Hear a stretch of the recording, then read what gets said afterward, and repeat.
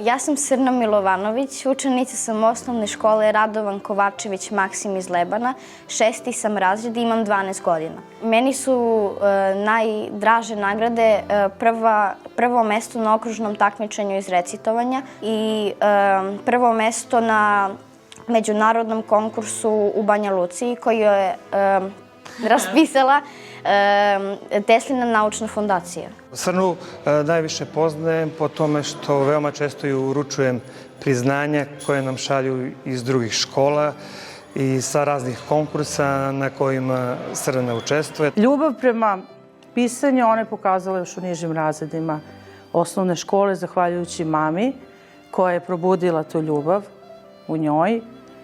Učiteljica Slađana je bila ta koja je prepoznala tu ljubav. Nastavnica Milica je nastavila da radi sa njom i razvijala je tu ljubav i unapređivala taj talenat. Napisala sam svoju prvu zbirku pesama koja je i dalje u pripremi za izdavanje. Takođe, pored osnovne škole, ja pohađam i izdvojeno odeljenje 4. razreda muzičke škole u Lebanu.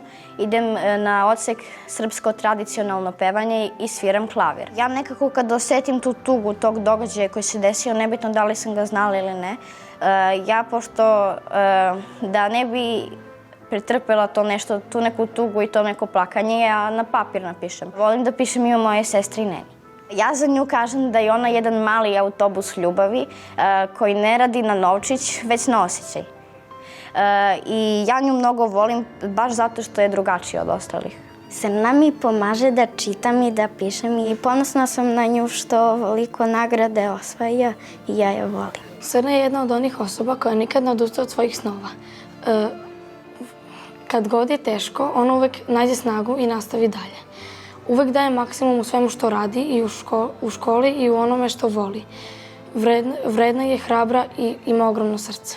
Nadam se da će nastaviti da veruje u snove i da sanja i mašta i nadam se da će uspeti sve što zamisli u životu. Pišem baš zbog toga zato što želim da kažem svetu da treba nekad da se osvrne, da se sasluša druga strana i da se ljudi okrenu na to kako deca treba da odrastu i kako oni treba da napreduju.